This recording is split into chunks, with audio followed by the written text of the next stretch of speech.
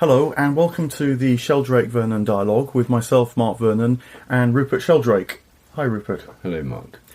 Rupert, we get together and have a conversation about what we've been reading about, thinking about recently, and have these conversations quite free-form and open-ended to see what comes up for us, and very much hoping that listeners too will have their own thoughts and their imagination will be running as they're listening as well to open up the conversation more broadly. And in that spirit, I was thinking this morning about two books that I've been reading and a third book that is coming out. And they all seem to fall into the same domain. And it's this domain of what's sometimes called big history.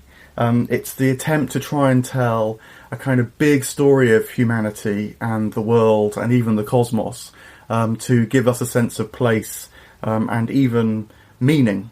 And so I wanted about talking about that because I find it very interesting of what's going on in this attempt to find a new meaning story. So the book that I know that's coming out, and this is the other reason I'm interested in it, is because my own book, A Secret History of Christianity, Jesus, the Last Inkling and the Evolution of Consciousness, is coming out at the end of August 2019. And so this is something that I've been watching in the zeitgeist a bit, and I try and tell one big story, which I'm very happy to go over. But they contrast, that story that I'm trying to tell does contrast in very distinctive ways to what you might call more secular or overtly atheistic stories which are around.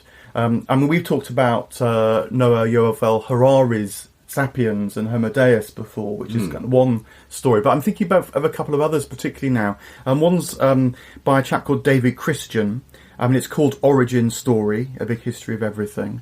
And then another one is called Out of Our Minds, What We Think and How We Came to Think It, by Felipe Fernández-Armesto. This one by Christian and Fernández-Armesto are very different from the account which I'm trying to put forward. So I was wondering about teasing that out.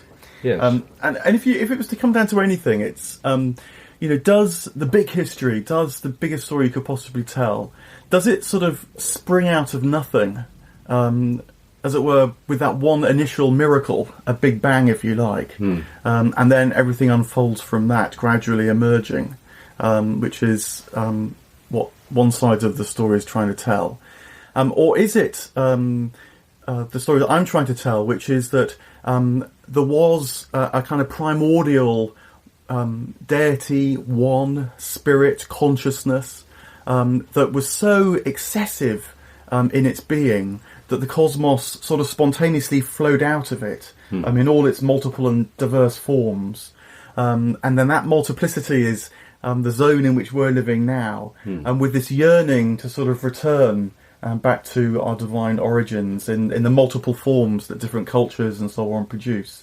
So is it, as it were, a cosmos that's replete with meaning, or almost got an overflow of meaning, which in many respects we in the modern world have lost sight of? Or is it ultimately meaningless, but somehow we little isolated flames of consciousness in our brains, conjure meaning out of these big processes? Now, I could drill more into all that, but just to give you, a first thought, it's kind of interesting at the very least that there's these big stories around at the moment.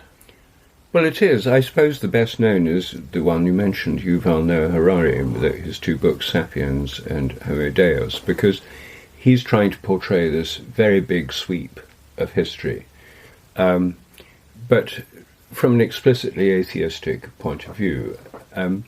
And I suppose that the reason for these people adopting that atheist point of view is because they buy into the standard scientific materialist picture of the universe, which doesn't prove that the universe has no meaning and is just unconscious matter and so on, and pointless and purposeless. That's the upfront assumption of that scientific model. So if they're just accepting that model of reality, they're accepting a particular worldview, which is very predominant in our culture because it's the dominant worldview of scientific orthodoxy. Are they all explicit that that's where they're starting from? They're accepting this scientific story as true.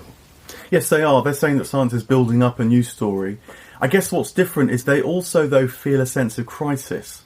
that whereas, maybe 50 years ago, when scientific materialism was still pretty dominant, there wasn't a sense of humanity facing a crisis. So it didn't really matter if there was no meaning round and about, because no one felt that there was the need to find some sense of purpose or direction, to conjure up an ethic to combat things like climate change, for example. That now is very pressing. So I think that's one of the reasons why these news stories are starting to be put together. People are trying to weave them again because they feel we need some sort of backdrop, even if it's ultimately resting on a sort of void or, a kind of meaningless, empty space of the cosmos.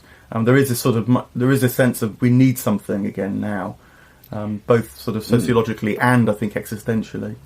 But is the structure of their arguments simply to accept the scientific worldview as true and then to try and explain it and find meaning, or do they actually question this worldview? No, they're not questioning the worldview. So, for example, David Christian in his book, the big sort of driver in his story is the idea of emergence, that you can tell the history of the cosmos as a series of thresholds being passed. So there was the Big Bang, which originally was a kind of undifferentiated ball of energy, and then gradually atoms and particles start to appear.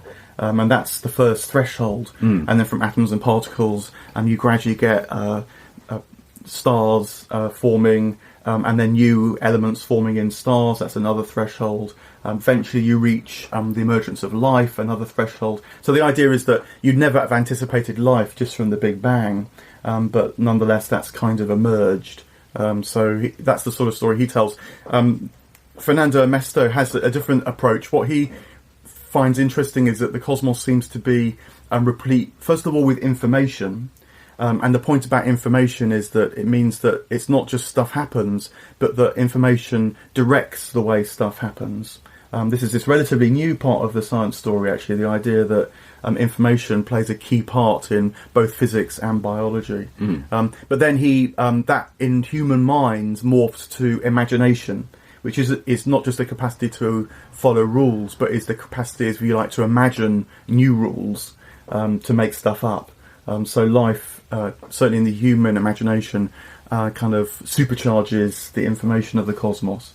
But it's still seen as information has no more meaning than just a kind of a development of materialism. I see. So all this imagination is just inside human brains. Does he think there's any other consciousness in the universe apart from human brains, or possibly animal brains? No, he doesn't. No, I mean I think he would, grant that the animal. Yeah, he does. He does grant that animals have inner life, have consciousness, but he thinks that the thing that distinguishes us as humans is certainly the abundance of our imaginative powers. That we can, as it were, build whole cities, having imagined them first. Whereas the beaver, you may say the beaver imagines what do beavers live in? I can't, this suddenly slipped my mind. Lodges. Lodges, thank you, yes. That may have a sort of, as it were, an archetype of the lodge in its mind, but it would never imagine a whole cluster of lodges and then a sort of skyscraper lodge and all the rest of it, which is what we humans can do. I see. So they don't take into account other forms of consciousness in the universe, or the possibility of them. Certainly not other well, maybe not just disembodied, but other consciousnesses that aren't in living things on planet Earth. Yes, so then, they're given the fact that the history of humanity until very recently was always shaped by mythologies, religions, belief systems about gods, spirits, ancestors, angels, and so on. They assume that's all just in human minds and hence in human brains. Yeah, very much so. I mean, I wonder whether the weak point, or one of the weak points in this attempt, apart from requiring this sort of primordial miracle that something sprung out of nothing, which is a pretty big ask, but just putting that to one side, we have talked about that before. I wonder what you think about this, the role of information increasingly, say in biology. I mean, that must be something you've seen emerge over the course of your career, the interest in information. Yes, I mean, I personally prefer the word form. Information carries with it the baggage of information theory, which is about transmitting bits of information over telephone lines originally. Shannon, who developed it, was a telephone engineer. So it's technologized, and it's technologized in the context of kind of digital technologies. The number of bits of information are what make a difference, so you can specify something compared with something else. I think if we want to demystify this concept, which is very rarely used in its strict technical sense, what people really mean is form. And information is that which puts form into things in formation. If we use the word form, then I think it becomes much clearer. It's obvious that in the history of the universe, forms have increased. At the moment of the Big Bang, there was no form. It was a kind of homogeneous chaos. As things cooled down, then atoms could appear. And as the universe expanded and cooled further, then stars and galaxies could appear. And finally, when stars exploded and gave rise to heavier elements which appeared for the first time, then planets could appear, and then life could appear on planets. Now, in this entire process, as the universe expands and cools down, there's an increase in the amount of form. Generally speaking, in science, the hotter the temperature, the less the form. So at the highest temperatures you have plasmas, where you don't even have atoms, you have the nuclei and the electrons separated. Cool it down, you get it condensed into gas, where you've got atoms or molecules, like carbon dioxide, oxygen, nitrogen, as in our atmosphere, where you've got more complex forms, atoms and molecules. Cool that down further, and you get liquids, which, like water, and which don't have a fixed shape, but have a surface, and so on. Cool that down further, and you get crystals, which have a great deal more form and order, and rocks are all made of crystals. So in the universe, starting with no form, as stars don't have rocks and crystals, but as things cool down, you get more and more form. And then as biological evolution occurs, you get more and more form as more species come into being. So I think it's undoubtedly true that there's an increase in the amount of form in the universe. To say it's an increase in the amount of information makes it sound as if what comes first is some kind of abstract scientific concept which gives rise to the form. It's just much plainer and simpler to say there's an increase in form than it's an obvious truth. Yes, and does that deal with the problem that I also feel comes up with information, is that in order to have an exchange of information, you also need to have the capacity to at least read that information and do something with it, to turn it into some sort of form. Because I felt that certainly in one of the books I've been reading, that's slightly fudged. That because if there's information, then you've got to have the capacity to do something with that information, and that's all got to sort of spring into existence simultaneously. And a bit like the problems around the origin of language, that language is not just single words, but is a whole grammar and structure and a complicated way of communicating that's got to be understood as much as spoken. It feels like quite a big ask for suddenly information to be doing all this work. I wonder, buried in there's the notion that the cosmos has a kind of intelligence. And then, if it has a kind of intelligence, then is that a sort of consciousness, or at least capacity to do things other than just sort of billiard balls knocking into each other? Well, I mean, implicit in all this is the kind of crypto-Platonism that science is based on. In the 17th century, it was taken for granted that the whole universe was governed by eternal mathematical laws, ideas in the mind of God. And that, in turn, was grew out of a kind of simplified version of the Platonic tradition, the idea that the Platonic realm of forms and ideas underlies all reality. In other words, a realm of pure information, if you like, forms, ideas. That's what they're called in Plato's philosophy. So there's always been the idea that there's this realm of forms and ideas transcending the cosmos. In the scientific terms, this is then turned into this kind of concept of information and increasing information. But in an evolutionary universe, the question of creativity emerges in various forms. Is the appearance of all these new forms of plants and animals and crystals and stuff the working out of information that's already there in a kind of Platonic realm, an eternal realm beyond space and time?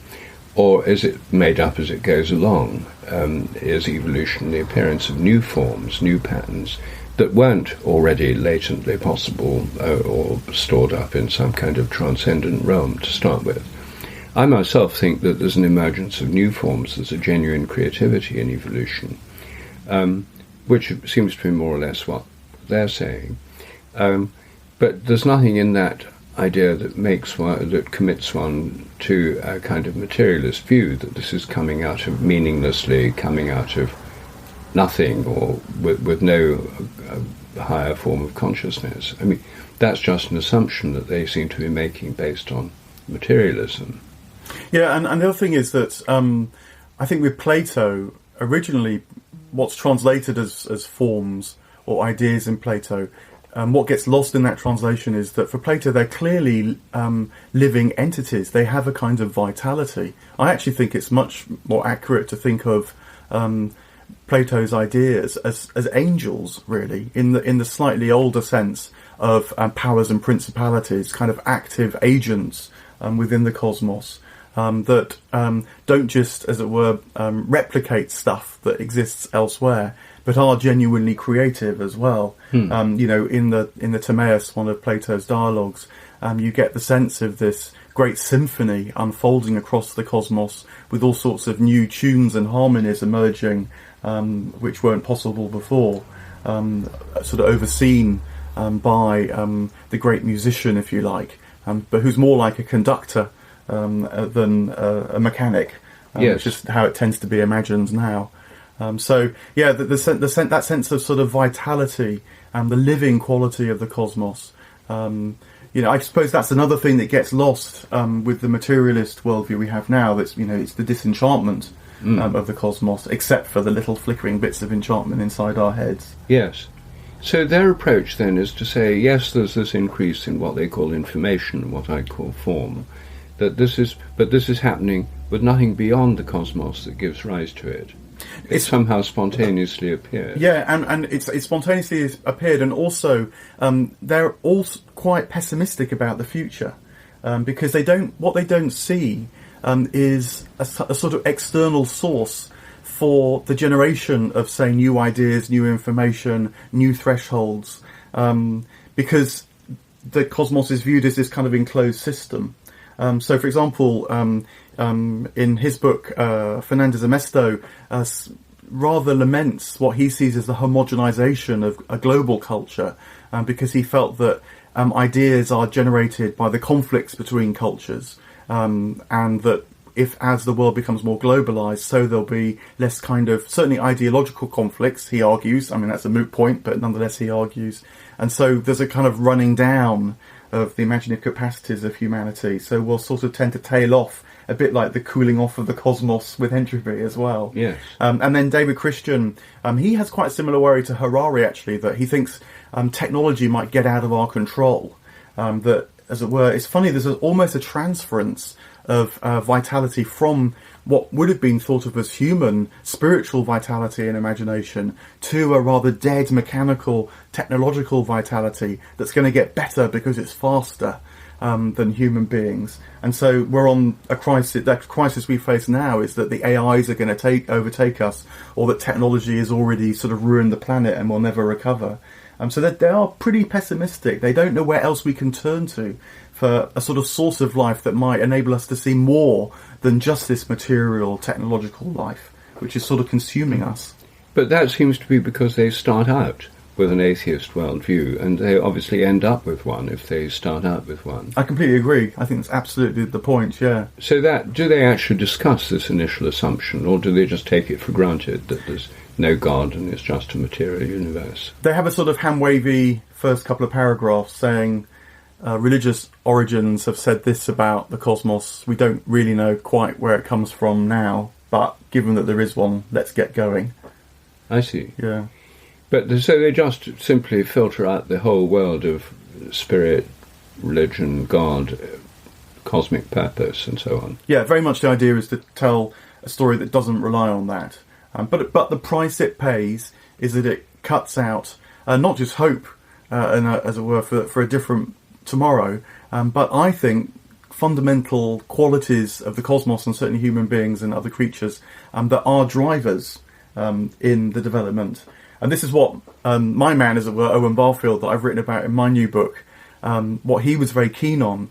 He said that if you try and tell these materialist stories, then it's not just that they become pessimistic, but you can't actually really even account for what you see around you too. So, for example, this comes up in the way that he understands consciousness having evolved, that myths, Barfield argues, are not just about early attempts to try and explain things, kind of pseudoscience that now we've corrected with modern science. Myths were originally about attempts to try and relate to things, that much as we have kind of rites of passage, stories about romantic love, say, phases that we go through with the birth of children, and all that, these kind of narrative structure to our intimate lives now. So too myths were the narrative structures that enable people to relate to the cosmos, to nature, to gods, spirits and entities in the past. So to read them as just failed attempts at science completely misses out that whole side of life, which actually is the side of life that is most immediate and meaningful to us, which is the fact that we relate and that we communicate, that we have narratives, we have a sense of beginning and end that gives shape. So it's not just that they're pessimistic about the future, these are all the materialistic versions, but they actually miss out what's really most important to us. We're not just, much as we might sometimes feel it, we're not just looking forward to the next iteration of the iPhone, exciting though that can be. Our everydays are filled up with a whole lot of other stuff that you lose sight of, I think, when you tell these materialist big stories. Yes. Well, why? I mean, of course, I much prefer the kind of story you tell based on Barfield, with where there's a meaning, a purpose, and these things fit into a bigger picture. But what do you think is driving this? The sort of Yuval Harari, David Christian, and Fernández-Armesto. Why are they so keen to tell a big story that's, in the end, so pessimistic? Well, I think another part of it is a sort of arrogance of science. One of the fundamental features of modern science, premises of modern science, is that, well, you correct me on this, but as I understand it, certainly in physics, it's sometimes known as the Uniformity Principle, that things have been the same always everywhere. The Newton's second law of motion sort of works on Earth, and it works on a planet on the other side of the cosmos as well. And similarly throughout history, going back in time and into the future, these laws will remain unchanged. And Barfield said that there's no real reason to assume that. And certainly when it comes to human culture, there's very good reason to assume that humans haven't always experienced the world in the same way.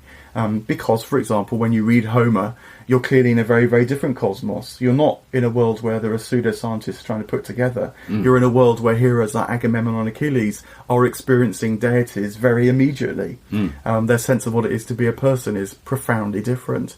And Barfield said there's no good reason not to presume that if humans have experienced the universe very differently because they lived in a different universe, then maybe the universe itself is very different across the course of time. It maybe evolves and emerges too. The laws of nature, for example, may well not be fixed. Why would we assume that?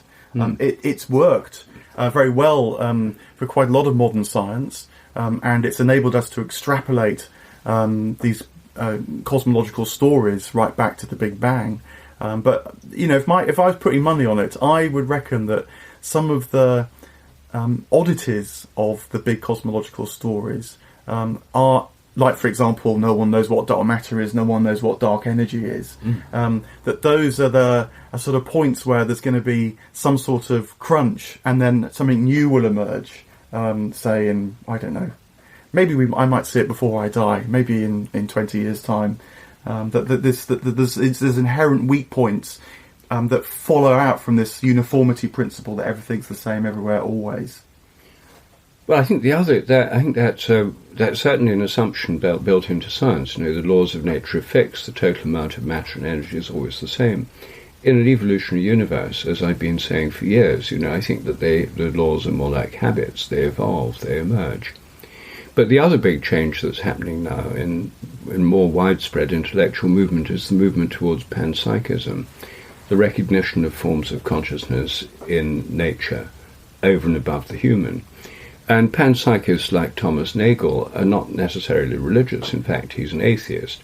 So there are atheist panpsychists who would see consciousness as vastly greater than our own in the universe.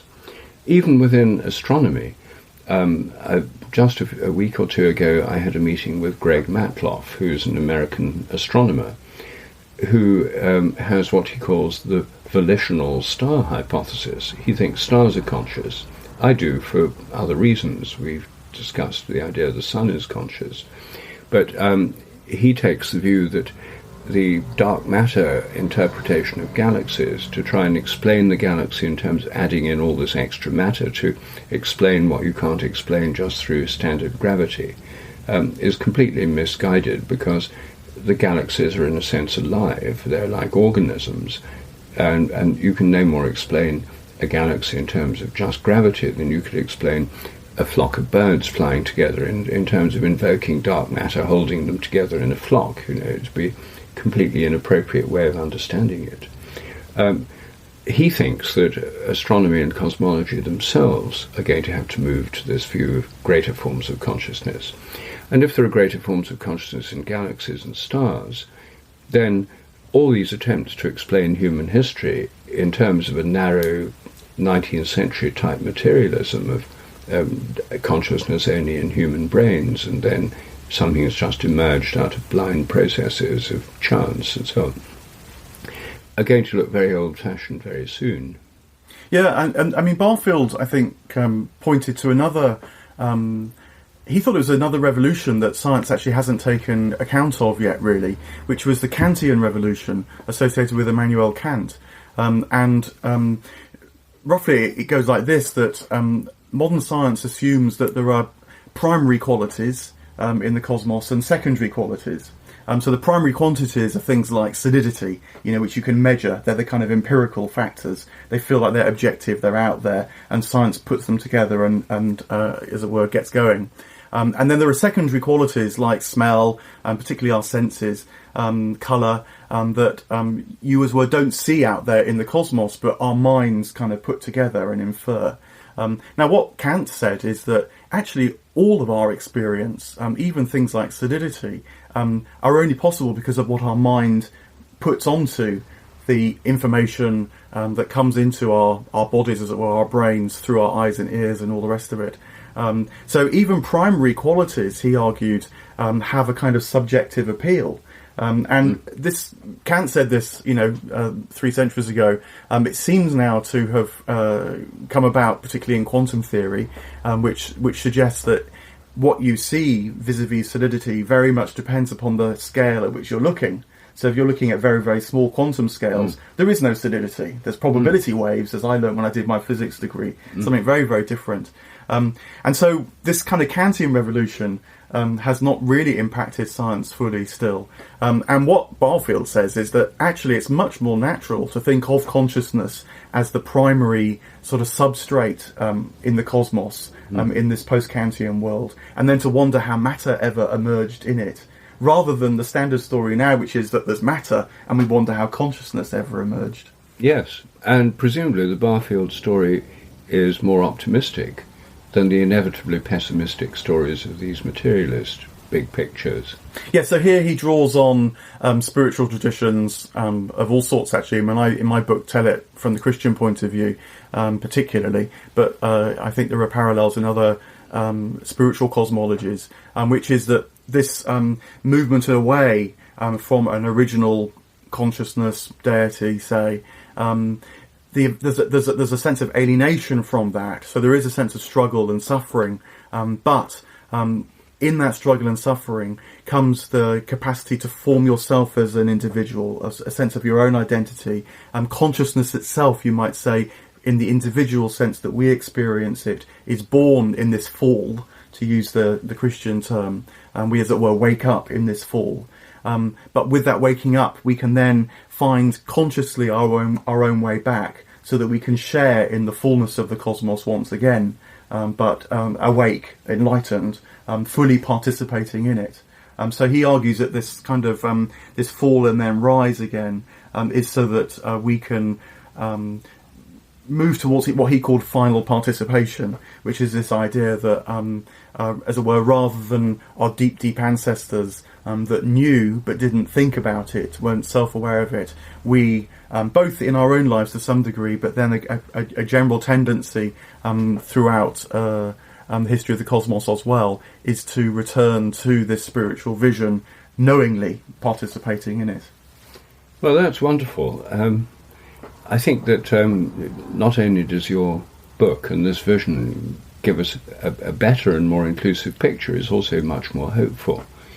And also, your book has the advantage of being shorter than these other ones, so I think it's a great achievement. Thank you very much. I do try to get to the point and pick up on things like imagination, the qualities of what it is to be human that actually make our lives what they are, rather than just these sort of rather dead instrumental versions.